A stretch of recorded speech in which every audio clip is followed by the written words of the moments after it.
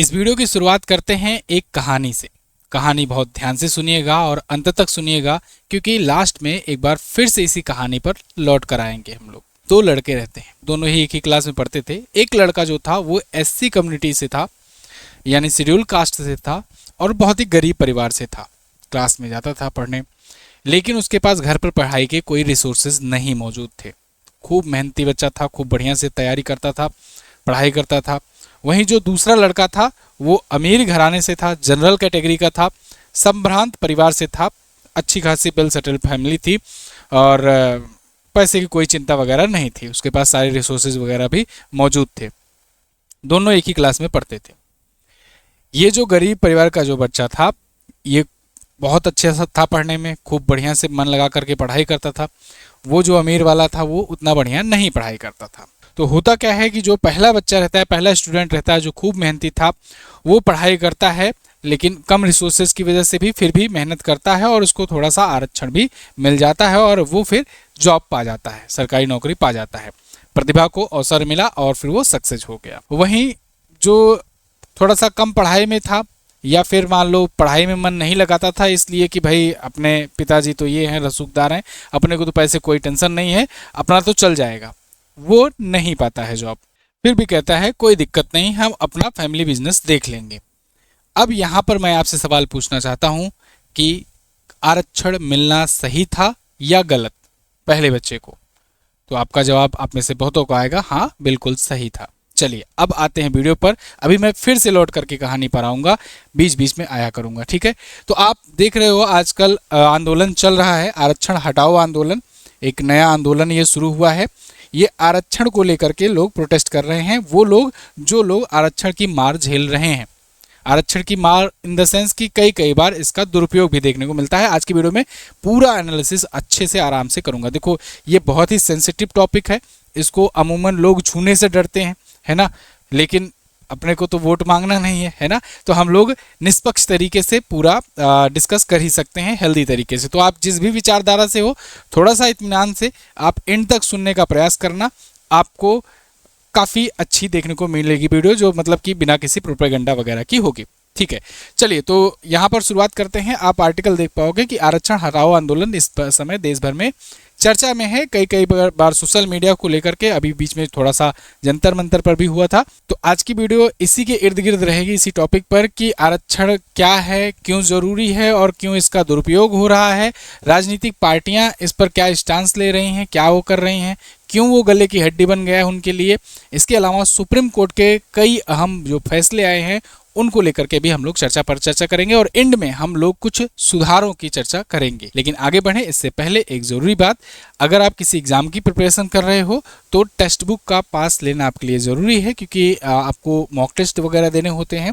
तो इस समय सेल चल रही है और ये अंतिम मौका है, रक्षाबंधन का सेल है, ठीक है? आज़ादी का आया, उसके बाद अब ये रक्षाबंधन का सेल आया हुआ है, तो ये सीजन का आखिरी ही समझो। तो अगर आप न्यू यूजर हैं तो आपको आज के लिए ये लास्ट जो सेल है उसके तहत मात्र 351 रुपये में मिल जाएगा टेक्स्ट बुक का पास, जिसके तहत आप इंडिया के किसी भी एग्जाम की अगर प्रिपरेशन कर रहे हो तो उसका मॉक टेस्ट यहाँ पर दे सकते हो। अगर न्यू यूजर हो तो 351 में, अगर एग्जिस्टिंग यूजर हो तो आपको 399 में मिलेगा, 399 में मिलेगा। लेकिन ये सभी तभी मिलेगा जब आप MJT कूपन कोड यूज करोगे। मैं आपको एक और ट्रिक बताता हूँ। अगर आप एग्जिस्टिंग यूजर हो तब के लिए तो आपको 50 रुपये आपके और बच जाएंगे, है ना? कैसे बचेंगे कि आप अपने मम्मी पापा भाई बहन या किसी के भी मोबाइल नंबर से आप लॉगिन कर लीजिए, तो आप न्यू यूजर हो जाएंगे और उसके बाद 50 रुपये और बचा पाएंगे। लेकिन ये दोनों तभी बचत होगी जब आप MJT कूपन कोड यूज़ करोगे। अगर ये बचत का फ़ायदा नहीं ले पाए तो यही आपको चीज़ें मिलेंगी 1100-1200 रुपये में, ठीक है? तो इस ऑफर का आप फ़ायदा उठा सकते हैं। टेक्स्ट बुक का लिंक डिस्क्रिप्शन में दिया गया है, या फिर टेक्स्ट बुक ऐप पर भी जाइएगा, जहाँ भी जाइएगा ये कूपन कोड ज़रूर लगाना, ठीक है? तभी मिलेगा। अब आते हैं टॉपिक पर वापस। तो देखिए, आरक्षण जो है एक वरदान के रूप में भी है और एक अभिशाप के रूप में भी इसका वर्तमान में दुरुपयोग हो रहा है, मतलब इन द सेंस।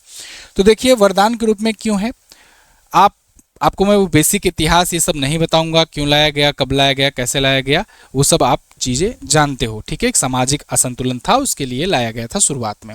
तो सामाजिक प्रतिनिधित्व बढ़ाने के लिए ये आरक्षण बहुत ज़्यादा ज़रूरी है, क्योंकि आज भी बहुत सारे ऐसे एरिया हैं, क्षेत्र हैं, जगहें हैं जहाँ पर चीज़ें, रिसोर्सेज उतना तरीके से मुहैया नहीं हो पाई हैं। तो इसकी वजह से खामियाजा भुगतना पड़ता है गरीब स्टूडेंट्स को, और कई जगहों पर जातिवाद भी है, और इसको लेकर के अनुसूचित जाति हो, जनजाति हो, अन्य पिछड़ा वर्ग हो, इनको शिक्षा, नौकरियां और राजनीति में उचित हिस्सेदारी नहीं मिल पाती थी, तो जिनके लिए ये आरक्षण ज़रूरी हो जाता है। अगर ऐसा होता है तो वो अपना उत्थान करने में कामयाब रहते हैं, सही अवसर मिल जाते हैं। थोड़ा बहुत अगर प्रतिभा है, प्रतिभा को अवसर मिलता है तो फिर वो सक्सेस हो जाता है। सामाजिक उत्थान में बहुत अहम भूमिका रही है, और इसकी वजह से वो जो हाशिए पर चले गए हैं वो अपने आप को, अपने समाज को, अपने परिवार को, अपने फैमिली को वो ऊपर ला पाते हैं। सामाजिक गतिशीलता मिलती है और सामाजिक स्थिति सुधरती है, संतुलन बनता है। आत्मसम्मान के लिए भी होता है। बहुत सारी चीज़ें आप जानते ही हो कि आत्मसम्मान की भी कमी होती है, इसकी वजह से भी वो लोग चाहते हैं कि भाई समाज में पैसा ही सम्मान दिलाता है। आप जानते हो अगर गरीब रहोगे तो कुछ सम्मान नहीं मिलेगा। तो अगर आपका कोई बच्चा है, कोई भाई बहन है, अगर वो मान लो निकाल लिया कोई गवर्नमेंट जॉब, है ना, कोई अच्छी पोस्ट पर आ गया, तो फिर लोग समाज में उसको एक सम्मानजनक दृष्टि से देखते हैं। अगर आप बेरोजगार हो तो आप जानते हो आपके समय आपके आसपास भी बिहेव हो रहा होगा ऐसा कि किस प्रकार से लोग देख रहे हैं। लेकिन जैसे ही आपका एग्जाम निकलेगा, लोगों को देखने का नजरिया तुरंत ही बदल जाता है। तो कुछ इस प्रकार से भी इन कम्युनिटीज़ के साथ भी होता है। एससी हो, एसटी हो, ओबीसी हो या और भी हो, तो या कोई भी गरीब ही क्यों ना हो, अगर वो गरीब है या फिर इन कम्युनिटी से है तो फिर समाज में लोग उस दृष्टि से देखते हैं। लेकिन अगर वहीं सक्सेस हो जाता है तो उनकी देखने की जो दृष्टि है वो बदल जाती है। तो आत्मसम्मान भी एक बड़ा मुद्दा होता है। तो इन सब चीज़ों के लिए आरक्षण बहुत ज़रूरी है। लेकिन आरक्षण का दुरुपयोग भी होता है, जिसके लिए वरदान ही अभिशाप बन जाता है। आरक्षण का दुरुपयोग कैसे होता है? कई बार योग्यता की अनदेखी होती है। आपने वो अभी नीट वाला फेमस मामला सुना था ना, जिसमें -42 पर कट ऑफ बनी थी। अब बताओ 720 में से, वो भी 720 में, अब बताओ 720 में जो बच्चा -42 लेकर आएगा वो किसका ऑपरेशन करेगा? वो भी नीट पीजी में, है ना, पोस्ट ग्रेजुएशन में, जिसके बाद MBBS वगैरह ये सब जो भी बनते हैं एकदम टॉप लेवल के स्पेशलिस्ट बनते हैं डॉक्टर। अब वो स्पेशलिस्ट अगर बनेगा तो वो कैसा इलाज करेगा? अब आप सोच के देखो, जो जिसने खूब भर भर के तुक्का मारा, उसके बाद उसके तुक्के भी नहीं सही हुए, -42 नंबर लाया। तो कई बार योग्यता की वहीं, और जो दूसरा कास्ट का था जो, तो वो अदर कास्ट में उसकी कट ऑफ 420 के आसपास में, 430 के आसपास में बनी हुई थी। तो अगर मान लीजिए 430 जिसकी बनी है और उसके 2 नंबर पीछे है, अगर मान लो 428 है, तो क्या 430 वाले से एक क्वेश्चन की वजह से वो कम योग्य है? एक क्वेश्चन उसका गलत होने की वजह से वो कम योग्य हो गया, और वो एक क्वेश्चन जो सही कर लिया वो ज़्यादा योग्य हो गया। तो ये 430 वाला, 428 वाला ये हटा दिया जाता है और -42 वाले को ले लिया गया। तो ये दुरुपयोग ही तो है। तो कई बार ऐसी भी चीज़ें देखने को मिलती हैं। और देखो अभी मैं जब सुप्रीम कोर्ट के पूरा डिसीजंस बताऊंगा तब आपको समझ में आएगा कि कहाँ कहाँ पर दुरुपयोग की गुंजाइश होती है और कहाँ कहाँ पर नहीं जरूरी होती है। ठीक है। जातिवाद को बढ़ावा। अब देखिए, ये जो आरक्षण लाया गया था, ये इसलिए लाया गया था कि जो पिछड़ी जातियां हैं, पिछड़े समाज हैं, उनको उत्थान में लाया जा सके, जिससे जातिगत संतुलन बनाया जा सके, जातिगत भेदभाव कम किया जा सके, खत्म किया जा सके। उल्टा बैकफायर कर गया ये। अब आज के टाइम पर होता क्या है कि अगर कोई आरक्षण के आधार पर सिलेक्शन लेकर के आया हुआ है, या आरक्षण के आधार पर क्लास में आया हुआ है, या यूनिवर्सिटी में आया हुआ है, तो जातिगत भेदभाव कम होने की बजाय उल्टा बढ़ ही जाता है ना। जो जनरल कैटेगरी के हैं वो उनको उस नज़र से देखते हैं, अरे ये तो आरक्षण वाला है, ये तो रिजर्व वाला है ना। तो ये जातिगत घटने की बजाय ये दूरियां बढ़ती ही जा रही हैं। उसी में सोने पर सुहागा हो गया जब UGC आ गया, यूनिवर्सिटी ग्रांट कमीशन का जो नया रूल आ गया उसको लेकर के। इस पर UGC नियम क्या है, इसको लेकर के क्यों हल्ला मचा हुआ है, इसको अगर डिटेल में जानना चाहते हो तो यहाँ कार्ड बंद करा रहा होगा, इसको देखना। बहुत ही आसान भाषा में मैंने आपको समझाया हुआ है UGC कानून क्या है। UGC आने की वजह से अब कॉलेजेस, यूनिवर्सिटी, इन सब में और ज़्यादा जातिगत बढ़ गया भेदभाव। और मैंने उसमें ये भी बताया हुआ है, जितना ही आप लोग भेदभाव बढ़ाओगे, उतना ही, जितना ही आप पोलराइज होगे, उतना ही राजनीतिक पार्टियों के लिए आप फायदेमंद होगे। राजनीतिक पार्टियां चाहती ही हैं कि जातिगत भेदभाव बना रहे, बढ़ता रहे, जिससे वो बांट सके, क्लियर हो सके कि फिर जात के आधार पर उनको वोट मिलेगा कि नहीं। इसके बाद क्रीमी लेयर का लाभ। अब देखिए क्रीमी लेयर क्या है। क्रीमी लेयर आप जानते हो ना, जैसे कि दूध है, दूध बढ़िया से उबाल दो जब, तो ऊपर की जो मलाई होती है ना, क्रीम जिसे कहते हैं, बाकी के जो पार्ट होते हैं वो दूध नीचे रह जाते हैं ना, वो ऊपर टॉप पर आ जाता है, जो वो क्रीम होता है। ऐसे ही क्रीमी लेयर इसलिए कहा जाता है कि जैसे मान लीजिए कि कोई व्यक्ति है किसी परिवार में, वो अगर मान लो जॉब पा गया, अब उसने अपनी आर्थिक स्थिति मजबूत करनी शुरू की, अपने बच्चों को भी पढ़ाना शुरू किया, उसके बच्चे भी आ गए, चलो 2 पीढ़ियां आ गई, जॉब में आ गए और बढ़िया लेवल की जॉब पा गए। अब दोनों ने अपनी स्थिति, ऑब्वियस सी बात है भाई, जब लाख 1.5 लाख रुपए अगर महीने सैलरी आएगी, 1-2 लोग की, 3 लोग की, जब अब अगर लड़का सक्सेस हुआ तो सक्सेस लड़की से शादी होगी, हो सकता है नौकरी वाली भी मिल जाए, तो 2 शादी हो गई तो डबल इनकम आने लगी। उसके बाद फिर उसके भाई बहन या भतीजे या बच्चे वो भी आगे आ गए 20 साल बाद, 30 साल बाद, तो वो एक वेल सेटल्ड हो गया, एक अच्छा खासा उसका इनकम हो गया, तो वो हो गया क्रीमी लेयर, है ना।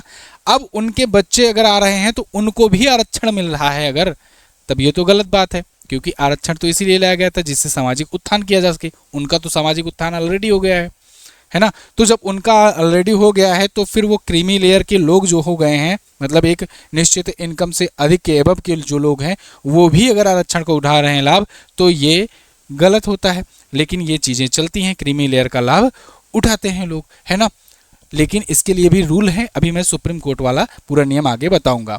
तो एक ही परिवार के लोगों को बार बार लाभ मिलता है, इससे दिक्कत क्या होती है। अब आप में से बहुत लोग कहेंगे भाई दिक्कत क्या है, प्रॉब्लम क्या है क्रीमी लेयर से अगर हो रहा है। तो दिक्कत होती है जिनके लिए सही चीज़ें हैं उनको नहीं मिल पाती हैं। जैसे मान लीजिए 10 रिजर्व्ड सीटें हैं, यहाँ पर मैं रिजर्व्ड सिटी की बात कर रहा हूँ। जैसे मान लीजिए 10 केवल एससी कम्युनिटी के लिए ही है, ठीक है, कि इसमें एससी कैंडिडेट ही चुना जाना है। अब उसी कहानी पर आइए फिर से दोबारा। जो एक गरीब बच्चा था जो एससी कम्युनिटी का था, लेकिन पढ़ने में अच्छा था, मेहनती था, रिसोर्सेज की कमी थी तो इसलिए थोड़ा बहुत नंबर से वो बच जाता था, मतलब सिलेक्शन नहीं हो पाता था, लेकिन उसने खूब मेहनत की और उसके बाद थोड़ा सा अवसर भी मिल गया आरक्षण का और उसके बाद फिर उसने अपना मतलब वो सक्सेस हो गया, जॉब प्राप्त कर ली। अब वैसा ही मान लो कोई और बच्चा हो, वो भी मेहनत करे लेकिन थोड़ा सा पीछे रह जाता हो रिसोर्सेज की वजह से, या लाइट नहीं आ रही है, कई बार घर में दिक्कत आ रही है, पढ़ाई का नहीं मिल पा रहा है मौका, पानी भर जा रहा है, बाढ़ आ जा रहा है, तो उसके लिए 1-2 दिन डिस्टर्ब हुए, 4 दिन डिस्टर्ब हुए, तो बहुत सारी दिक्कतें आ रही है मान लो। लेकिन तो उसको आरक्षण मिलना चाहिए, आप कहोगे बिल्कुल मिलना चाहिए भाई, वो तो बहुत ज़्यादा मुसीबत से पड़ रहा है।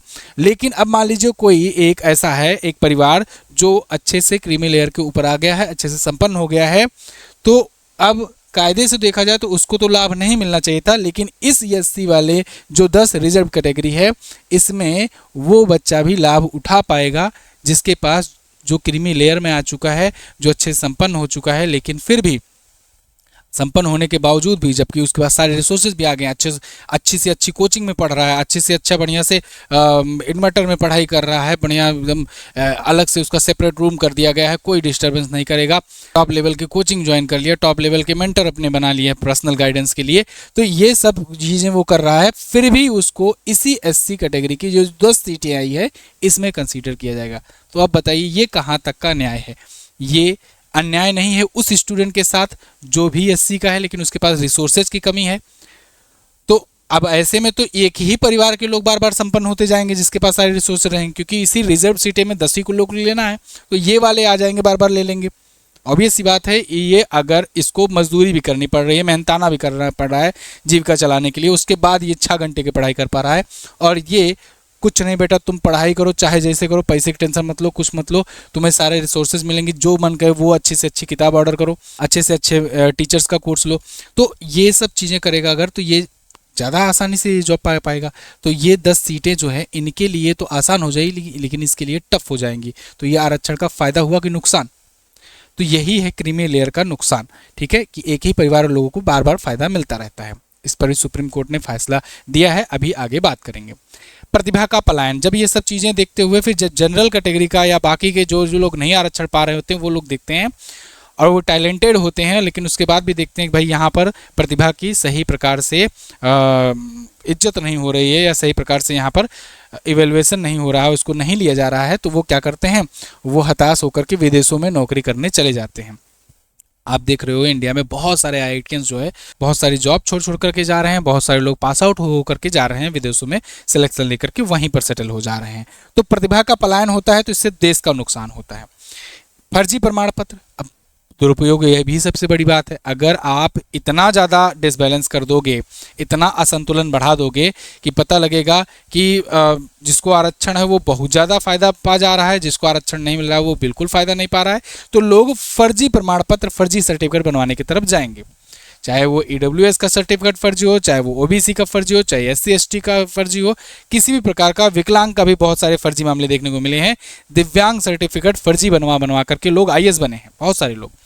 तो फर्जी प्रमाण पत्र की तरफ भी लोग जाते हैं। वोट बैंक की राजनीति, अब जैसा कि मैंने आपको शुरुआत में बताया, आरक्षण एक ऐसी गले की हड्डी बन गई है, राजनीतिक पार्टियों के लिए न इसे निगला जा रहा है, न इसे उगला जा रहा है, खास करके वर्तमान में जो सत्ता में है बीजेपी। अब ये इनके लिए ये दिक्कत है कि अब चुनाव लगे हुए हैं, बीच बीच में कोई अफवाह उड़ा देता है आरक्षण हटाने वाले हैं ये, तो उसका नुकसान इनको देखने को मिल जाता है। 2024 में ऐसे ही हुआ था, आरक्षण खत्म कर देंगे, आरक्षण खत्म कर देंगे, ऐसा अफवाह उड़ा, मात्र अफवाह से पूरी बेल्ट जो है उत्तर प्रदेश में हारते चले गए। तो जब भी चुनाव आता है तो अगर ऐसा ही, अगर आंदोलन या कुछ ऐसा चल जाता है कि भाई आरक्षण हटाने वाले हैं, तो दिक्कत हो जाती है। तो बीच बीच में आकर के राजनाथ सिंह हो या कोई भी ऐसे इनके नेता हो, आकर बोलना पड़ता है नहीं, आरक्षण नहीं हटा सकता कोई, किसी के माइक लाल नहीं हिम्मत है जो ये हटा दे आरक्षण। तो आरक्षण जो है चुनाव जीतने का एक बहुत बढ़िया पुख्ता वो बन गया है। क्यों? क्योंकि ये जिसको दे दिए हैं, जितना दे दिए हैं आरक्षण, अब उसको अगर हटाएंगे तो वो पूरा का पूरा वोट खराब होगा, और जिसको देना है, जो लोग और डिमांड कर रहे हैं, तो वो कहीं ना कहीं थोड़ा बहुत उनको बढ़ाते चले जा रहे हैं। अब आप देखो, जब से आरक्षण शुरू हुआ है तब से ये बढ़ता ही जा रहा है, खत्म नहीं हुआ, कम नहीं हुआ। जो भी राजनीतिक पार्टी कम करेगी वो समझो अपना करियर दांव पे लगाएगी, वो राजनीतिक पार्टी खत्म हो जाएगी। तो आपके मन में जो सवाल आया होगा अब तक वीडियो में कि क्या आरक्षण को खत्म कर देना चाहिए या आरक्षण को लागू रखने रहना चाहिए, तो जवाब इसका यही है, सुन लो, चाहे राजनीतिक पार्टियां कोई बताए या ना बताए, मैं बता दे रहा हूं निष्पक्ष होकर के, आरक्षण नहीं हटाया जा सकता है। क्योंकि कोई राजनीतिक पार्टी अपने आप को कहते हैं कि भस्मासुर नहीं बनने का काम करेगी, अपना करियर दांव पे नहीं लगाएगी। कोई भी राजनीतिक पार्टी जब करियर दांव पर नहीं लगाएगी तो संसद से ही कानून बनता है, तो फिर ये खत्म नहीं होगा, आरक्षण खत्म नहीं होने वाला है। तो इसके लिए आप बेफिक्र रहो। जितना हाँ बढ़ सकता है, ठीक है, बढ़ सकता है, सुधार क्या हो सकते हैं अभी इस पर चर्चा करेंगे। अब सुप्रीम कोर्ट पर आते हैं। सुप्रीम कोर्ट ने पिछले दिनों में, पिछले कुछ वर्षों में कई बड़े डिसीजन दिए हैं आरक्षण को लेकर के, जिनको आपको समझना जरूरी है। जब भी आप कहीं किसी मुद्दे पर बात करते हो, बहस करते हो किसी से भी आरक्षण को लेकर के, या जब भी चर्चा पर चर्चा करते हो, तो आपके पास कुछ फैक्ट्स भी होने चाहिए, ठीक है। तो देखिए 1992 में इंदिरा साहनी बनाम भारत संघ केस हुआ था। ये बहुत ज़्यादा चर्चित डिसीजन था, सबसे फेमस डिसीजन था अब तक का, जिसे मंडल केस भी कहा जाता है। भारतीय आरक्षण इतिहास का सबसे बड़ा और बुनियादी फैसला माना जाता है। इसमें 50% की लिमिट तय की गई कि भाई आरक्षण 50% से ज़्यादा नहीं कर सकते हो, दे सकते हो, मैक्सिमम 50% दे सकते हो, जिसमें ओबीसी को 27%, 13% एससी को, 7% एसटी को, ये टोटल होकर होते हैं 50%। आगे अभी ईडब्ल्यूएस वाला भी बताऊंगा 2019 में जो आया। इसी में क्रीमी लेयर की शुरुआत की गई थी। इसी में ओबीसी वर्ग के लिए कहा गया था कि जो संपन्न हो चुके हैं उनको आरक्षण से बाहर रखा जाएगा। इसीलिए जब भी आप कोई फॉर्म अप्लाई करने जाते हो तो उसमें OBC creamy layer, OBC non creamy layer आता है। इसके बाद पदोन्नति में आरक्षण नहीं, इसी में ये डिसीजन लिया गया कि भाई पदोन्नति में आरक्षण नहीं होगा, केवल शुरुआती एडमिशन के लिए, शुरुआती नियुक्ति में लागू होगा, प्रमोशन के लिए आरक्षण लागू नहीं होगा। ये चीज़ें, ये 3 बड़े फैसले आए इंदिरा साहनी बनाम भारत संघ में, जो कि बहुत ज़्यादा इंपॉर्टेंट रोल अदा किया। जनहित अभियान बनाम भारत संघ 2022 में आया। सुप्रीम कोर्ट ने, संविधान की पीठ ने 103वें संविधान संशोधन 2019 को वैध ठहराया।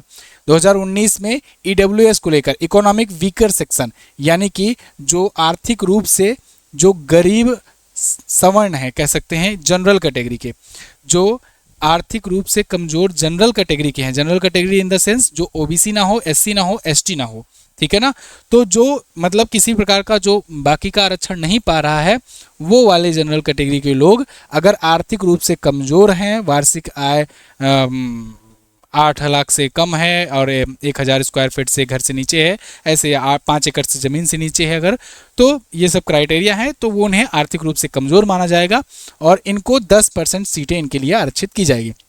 अब फिर से आपके दिमाग में आएगा, इंदिरा साहनी वाले केस में तो ये कहा गया था 50% की लिमिट होगी, तो क्या उसी 50% में ये होगा? तो मतलब बाकी वाला कम किया जाएगा? नहीं, वो 50% के बियॉन्ड ये होगा, मतलब 60% अब हो गया आरक्षण। ध्यान से सुनते जाइए, 60% अब आरक्षण हो गया। यानी आप किसी भी चीज़ में कोई भी चीज़ शुरुआत करने जा रहे हो, किसी भी जॉब में हायरिंग कर रहे हो, तो आपने क्या किया, 60% इफिशियंसी वहीं कम कर दिया शुरुआत से ही। बात गंभीरता से सोचिएगा कि आप फिर चाइना से बराबरी करने निकलते हो कि चाइना ऐसे कर रहा है, हम ऐसा क्यों नहीं कर रहे हैं।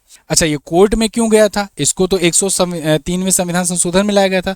तो कोर्ट में इसलिए गया था ये मामला, सबने कहा कि भाई 50% की लिमिट है तो कैसे ये ला दिए। तो कोर्ट ने कहा, सुप्रीम कोर्ट ने कहा कि जो 50% की लिमिट है ये जातिगत आधारित है, और ये वाला तो आर्थिक आधार पर आया हुआ है आरक्षण, है ना। एक्चुअली में जो मंत्रियों को, जो नेताओं को, राजनीतिक पार्टियों को जो ज्ञान देते हैं, वो यही सब आईएएस वगैरह होते हैं, पीसीएस वगैरह होते हैं। दिमाग लगाए कि भाई देखो ये तो है, लूप होल ढूंढे कि 50% की लिमिट जो लगाई है कोर्ट ने, सुप्रीम कोर्ट ने, वो तो जातिगत आधारित है, जातियों पर है। हम क्या करेंगे, आर्थिक आधार पर दे देंगे आरक्षण। तो आर्थिक आरक्षण पर आधार पर तो बढ़ाया जा सकता है। अब इस वीडियो को देखने के बाद फिर से कोई राजनीतिक पार्टी ये ना सोच ले, सीख ले कि भाई कि 10% ठीक है बढ़ाए हैं, इसको और भी बढ़ा सकते हैं आर्थिक आधार पर, जाति आधार पर नहीं। आगे आते हैं, स्टेट बनाम पंजाब बनाम दविंदर सिंह, 2024 का ऐतिहासिक मामला आया, 7 जज की बेंच ने दिया। कोटे के अंदर कोटा, कोटे के अंदर कोटा का सुझाव इन्होंने दिया SC ST में भी। ध्यान हो आपको, मैंने आपको बताया कि OBC लेयर में ही, OBC में ही क्रीमी लेयर का प्रावधान लाया गया, SC ST में अभी तक नहीं लाया गया था। लेकिन स्टेट ऑफ पंजाब बनाम दविंदर सिंह के मामले में अनुसूचित जाति और जनजातियों के लिए भी सभी जातियां एक समान नहीं है बोलते हुए राज्य सरकारें सभी पिछड़ी जातियों की प्राथमिकता देने के लिए उपवर्गीकरण यानी सब क्लासिफिकेशन कर सकती हैं। मतलब कुछ ऐसी SC कम्युनिटीज़ हैं, जैसे राजस्थान में मीणा कम्युनिटी को लेकर के बहुत चर्चा होती है कि उसमें बहुत सारे IAS बन चुके हैं, बहुत सारे लोगों ने अपना उत्थान कर लिया है, तो मीणा कम्युनिटी को SC का जो है दर्जा वो छोड़ देना चाहिए, जो उनको आरक्षण मिल रहा है। तो ऐसा यहाँ पर ये आया मामला कि ऐसी कुछ जातियाँ हैं जो अपना उत्थान कर चुकी हैं। शेड्यूल्ड ट्राइब ST मतलब होता है कि अनुसूचित जनजातियाँ। जनजातियाँ अब आपके दिमाग में जब भी आता है तो फिर ये आता है कि भाई जो जंगलों में निवास करते हैं, बहुत पिछड़े हो गए होंगे ऐसे वगैरह, है ना। तो ऐसे भी हैं, लेकिन कुछ ऐसी भी जनजातियां हैं जो आती तो ST कैटेगरी में है, लेकिन वो अपना सामाजिक उत्थान अब कर चुकी हैं। तो इसलिए यहाँ इस मामले में कहा गया कि कोटे के अंदर कोटा लाया जाए, मतलब इसमें भी सब कैटेगराइज किया जाए। कुछ कैटेगरियाँ जो हैं उनको कम आरक्षण, और कुछ कैटेगरियाँ जो बहुत ज़्यादा पिछड़ी हैं उनको ज़्यादा आरक्षण दिया जाए, ये उसी के अंतर्गत हो। ठीक है, मतलब जैसे 13% 7% मिला है, तो 7% को भी 2%, 1%, 3% ऐसे करके डिवाइड किया जाए, कोटे के अंदर कोटा। तो ये मामला के लिए ये कहा गया कि भाई डेटा की अनिवार्यता जरूरी है, इसके लिए स्पष्ट रूप से जातिगत जनगणना हो और पुख्ता डेटा और पिछड़ेपन के प्रमाण के आधार पर ये सारी चीज़ें हो, राजनीतिक लाभ के लिए नहीं हो उपवर्गीकरण। SC ST में क्रीमी लेयर की बात शुरू हुई और लोगों ने विरोध भी किया, लोगों ने सपोर्ट भी किया, बहुत सारे इसमें चर्चा पर चर्चा हुई। सुप्रीम कोर्ट ने क्या फैसला सुनाया? सुप्रीम कोर्ट ने कहा कि हाँ, सुझाव दे रहे हैं, जजों ने कहा कि हम राज्यों को सुझाव दे रहे हैं कि इसके लिए सही नीतियां बनाएं, लेकिन बात यही कि नीतियां कब बनाएं, कब तक बनाएं, ये नहीं कहा गया। और फिर अब ये उनके ऊपर छोड़ दिया गया, राजनीतिक पार्टियों के ऊपर, कि कोटे के अंदर कोटा लाना है कि नहीं लाना है, ये आप डिसाइड करो, लेकिन लाना चाहिए, उन्होंने दे दिया। इसके अलावा सुप्रीम कोर्ट का एक और फैसला आया, रिजर्वेशन का फ़ायदा लेने वाले जो जनरल सीट हैं का हकदार नहीं होंगे। ये भी एक मामला आया था कि होता था, पहले होता था कि जैसे कोई OBC है, या जैसे कोई SC है, ST है, या EWS है। अब इन्होंने मान लीजिए कि अपना अपना कैटेगरी में कट ऑफ क्वालिफाई किया, ठीक है, इनकी कट ऑफ अलग अलग बनी। मान लीजिए कि जैसे OBC और EWS की लगभग बराबरी रहती, मान लो 68 पे कट ऑफ बनी। SC की मान लीजिए कि 53 पर कट ऑफ बन गई, और ST की मान लीजिए 47 पे कट ऑफ बन गई किसी एक सर्टेन एग्जाम में। अब जनरल कैटेगरी की मान लीजिए कट ऑफ या UR कैटेगरी जिसे कह सकते हैं, अनरिजर्व्ड, उसके लिए कट ऑफ बन गई 72। कोई एक स्टूडेंट है, वो SC कम्युनिटी से है और उसने कट ऑफ को क्वालिफाई, उसके नंबर आते हैं मान लो 80, उसने अपना कट ऑफ तो क्वालिफाई ही किया, साथ ही साथ वो जनरल की कैटेगरी का भी कट ऑफ क्वालिफाई कर गया। तो पहले क्या होता था, इसे जनरल में कंसीडर कर लिया जाता था, यानी एक सीट इसकी यहाँ पर रिजर्व हो जाती थी, और फिर क्या होता था कि यहाँ की जो बाकी जो सीटें रहती हैं इस पर बाकी के SC के स्टूडेंट के लिए आ जाती थी सीट, पहले ऐसा होता था। फिर क्या कर दिया गया, अब इसमें क्या होता था, दिक्कत ये आती थी कि जैसे अब ये स्टूडेंट जो 80 नंबर पाया है, ये मान लीजिए कि ये एज रिलैक्सेशन लेकर के आया था, ठीक है। ये हो सकता है बहुत लोग को ना बातें समझ में आए, लेकिन जो स्टूडेंट होंगे, छात्र होंगे, उनको अच्छे से समझ में आ रही होगी बात। कोई ये एज रिलैक्सेशन लेकर घुसा, मतलब वो 35 साल का था, वो एज रिलैक्सेशन एससी कम्युनिटी का लेकर के वो फॉर्म भरा, और उसके बाद फिर वो 80 नंबर लाया, तो वो अनरिजर्व कैटेगरी में अपनी सीट बुक कर लिया। फिर यहाँ पर बाकी के भी एससी कम्युनिटी के आ गए, ठीक है। तो फिर क्या होता था कि फिर ये सीट जो है जनरल्स के लिए, जिनको आरक्षण नहीं मिल रहा है, उनके लिए कम होती जाती थी, क्योंकि इसमें ऐसे ही एससी का, ऐसे ही ईडब्ल्यूएस का, ऐसे ही ओबीसी के लोग आ जाते थे।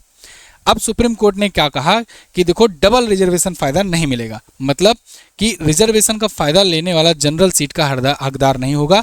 अगर आप फॉर्म अप्लाई करते समय ये भर दिए हो कि आपको आरक्षण चाहिए, एज रिलैक्सेशन चाहिए आपको, आप इस वर्ग से हो, आपको मान लो फॉर्म भरने की फॉर्म फीस ही मान लो कम चाहिए, तो फिर आपको उसी कैटेगरी में कंसीडर किया जाएगा, आपको यूआर में नहीं कंसीडर किया जाएगा। अगर आप चाहते हो कि आप यूआर में फाइट करोगे, यूआर में सीट ज़्यादा है, आप में मान लो सीट कम है, आप यूआर में फाइट करोगे, तो आपको यूआर फिल करके ही आगे बढ़ना होगा।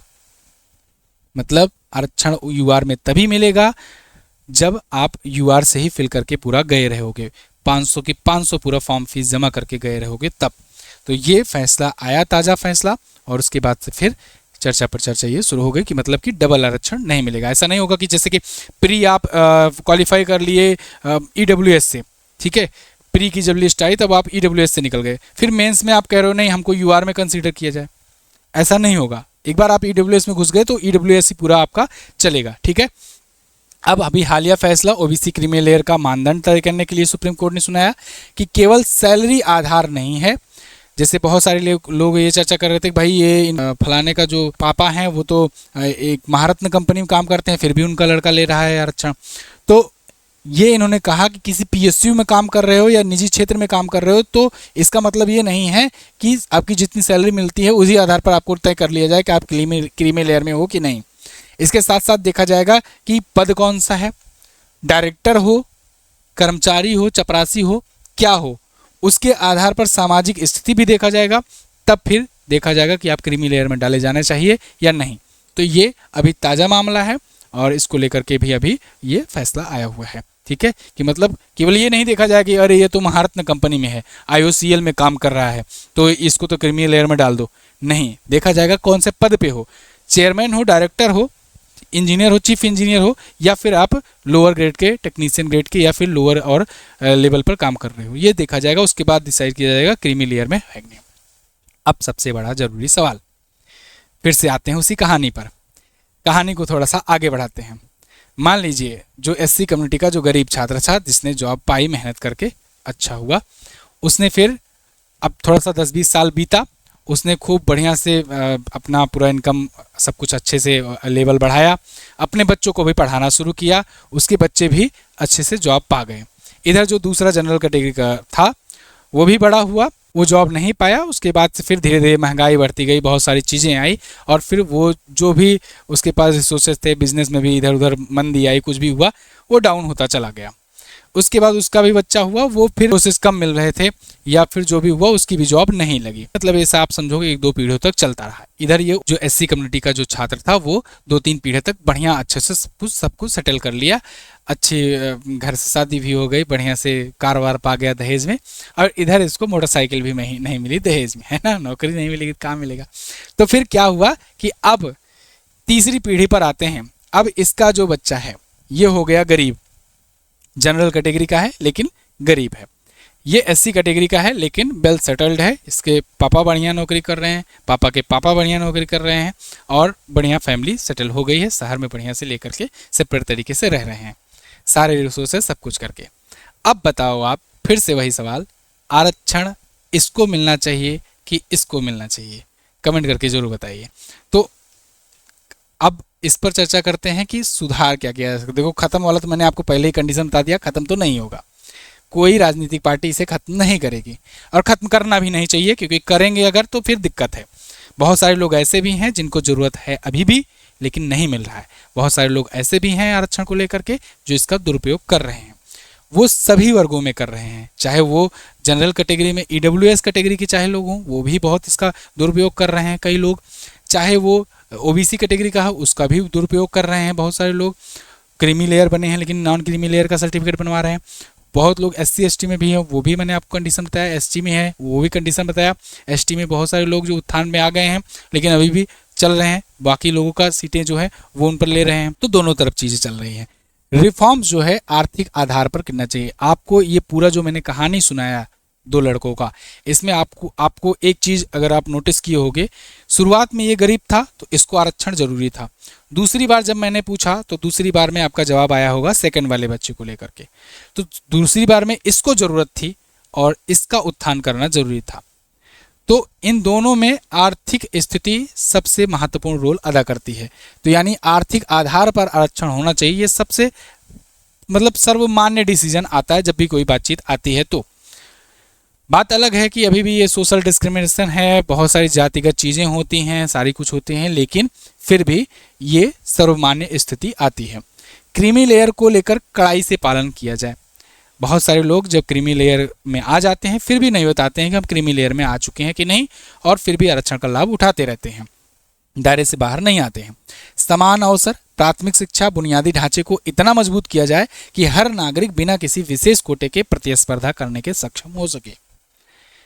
शुरुआत में जो बेसिक एजुकेशन सिस्टम है, जो प्राइमरी है, अगर आप उसको मजबूत कर दोगे, एजुकेशन फ्री कर दोगे, बेसिक एजुकेशन फ्री कर दोगे अगर, तो क्यों कोई प्राइवेट स्कूल में बच्चे को भेजेगा? सरकारी स्कूल में पढ़ा लेगा तो वो बच्चा भी निकलेगा कम्पिटिटिव होकर के। गरीब से गरीब के घर का बच्चा जो होगा वो भी कम्पिटिटिव होकर के निकलेगा। नहीं तो आज के टाइम पर प्राइमरी स्कूलों में जा रहे हैं खिचड़ी खाने के लिए, क्यों? पढ़ाई हो ही नहीं रही भाई। तो जिनके यहाँ खाने की दिक्कत है वो जा रहे हैं वहाँ पे, और जिनको केवल भाई कोई दिक्कत नहीं है वो बढ़िया कॉन्वेंट में भेज रहे हैं, बड़े बड़े प्राइवेट स्कूल में भेज रहे हैं। तो जब आप बेसिक एजुकेशन को इतना मजबूत कर लोगे कि सभी को समान अवसर मिलेगा, शुरुआत से ही बढ़िया आ जाएगा, बढ़िया लेवल पर पढ़ाई होने लगेगी, तो फिर वो आगे भी ये कहेगा, खुद का ही आत्मसम्मान कहेगा, यार हमें नहीं चाहिए आरक्षण, हम भी फाइट करेंगे, यूआर में फाइट करेंगे, हम भी तेज हैं, या कंपटीशन करेगा। तो वो जो ये कहेगा कि अरे यार ये तो आरक्षण पे आया है ना, जो क्लास का जनरल बच्चा जो एससी को ये बार बार टोंग मारता होगा कि अरे ये तो आरक्षण पर आया है, जब वही एससी वाला बच्चा उससे ज़्यादा नंबर ला करके क्लास में जो बेसिक टेस्ट होते हैं उसमें ला कर दिखाएगा, तो वो जनरल वाला नहीं बोल पाएगा कि ये तो आरक्षण वाला है। बात समझ में आ रही? तो जब आप बेसिक एजुकेशन मजबूत करोगे, रिफॉर्म्स करोगे, तभी ये चीज़ें हो पाएंगी। नहीं तो गले की हड्डी बनी रहेगी, ना निगली जाएगी ना उगली जाएगी। आप सोचोगे कि भाई आरक्षण हटाएं, सुधार करें, 5% और ऐड कर दें तो ये कम्युनिटी फ़ायदे में आ जाए, खुश हो जाए, नहीं तो ये लोग आंदोलन कर रहे हैं चलो इनको 2% दे दें। ऐसे ही चलता रहेगा। अंत में ये बात आएगी कि भाई 100% पूरा आरक्षण हो गया, सीटें आरक्षित हो गई, फिर अनरिजर्व वाला कोई सिचुएशन नहीं बचा। मैंने प्रयास किया है दोनों प्रकार की बातें उठाने का। मैंने जैसे कि शुरुआत में बताया कि बहुत ही सेंसिटिव टॉपिक है, इस पर जल्दी कोई बात करना नहीं चाहता है, जानते सब हैं, बोलना कोई नहीं चाहता, लेकिन मैंने कोशिश किया आपको, क्योंकि हमको तो वोट लेना नहीं है, है ना, चुनाव लड़ना नहीं है फिलहाल के लिए। तो आप बताइए आपको कैसा लग रहा है वीडियो, और चैनल को सब्सक्राइब भी कर लीजिए ऐसी और इन्फॉर्मेटिव और एनालिटिकल वीडियो देखने के लिए। काफ़ी लंबी हो गई ये वीडियो लेकिन ज़रूरी भी थी। Thank you so much. जय हिंद, वंदे मातरम।